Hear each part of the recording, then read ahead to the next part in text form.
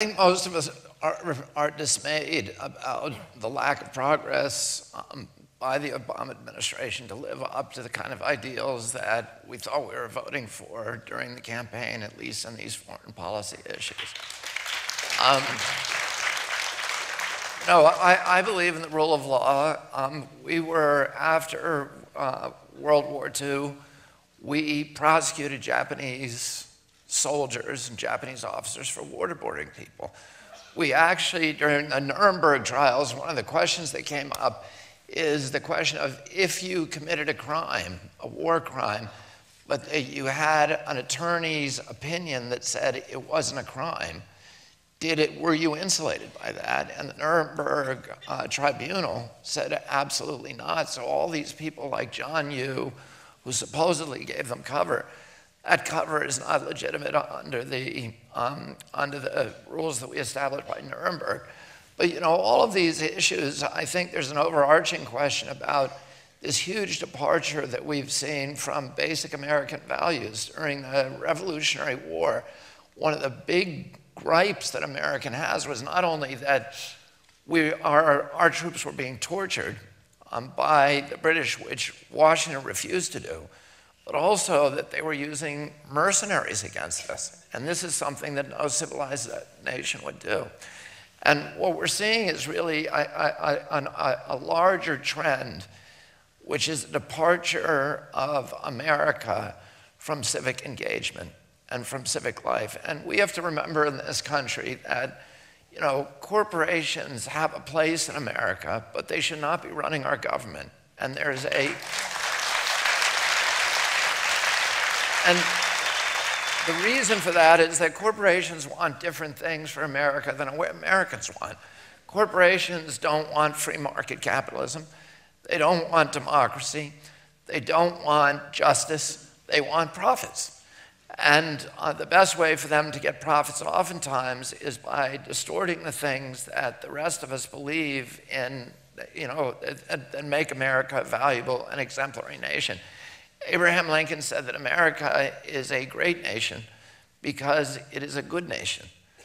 And he warned that if we ever lost that aspect of our character and of our behavior, we'd quickly forfeit our greatness as well. And from the beginning of our national history, our greatest, most visionary political leadership has been warning America against the domination of corporate power. Teddy Roosevelt, a Republican, said American democracy would never be destroyed by a foreign enemy. But he warned that our beloved democratic institutions would be subverted by what he called malefactors of great wealth, who would erode them from the inside. Abraham Lincoln, who was the greatest Republican in history, warned in 1863, during the height of the Civil War, he said, I have the South in front of me, and I have the bankers behind me, and for my country, I fear the bankers more. And Dwight Eisenhower, and probably the statement that's most relevant to the discussion that we're having tonight, another Republican in his most memorable and most important speech ever, warned Americans against the domination by the military-industrial complex. In World War II, Franklin Roosevelt said, the domination of government by corporate power, or the combination of government with corporate power, is, quote, the essence of fascism. And Mussolini, who had an insider's, Benito Mussolini, who had an insider's view of that process, said that he complained that fascism should not be called fascism, it should be called corporatism, because it was the merger of state and corporate power. And here we're seeing this in a way that allows corporate policy, corporations to dominate our foreign policy and to profit from it, you know, not only for the direct foreign policy, for the oil companies, et cetera, but also, you know, now directly through being paid to implement our foreign policy, even our war policy. And what it does is it inhibits American civic engagement, and it allows us all to kind of detach from it. I mean, I'm really shocked about some of the things I've learned here tonight, about that 70% of our security budget is going to corporations. You know, how can we have a democracy under those conditions? The reason we had great civic engagement during the Vietnam War is because we had a draft. and everybody had to pay attention to foreign policy. Yeah. Right, every kid and every kid's parents in this country was paying attention to foreign policy because they were directly impacted.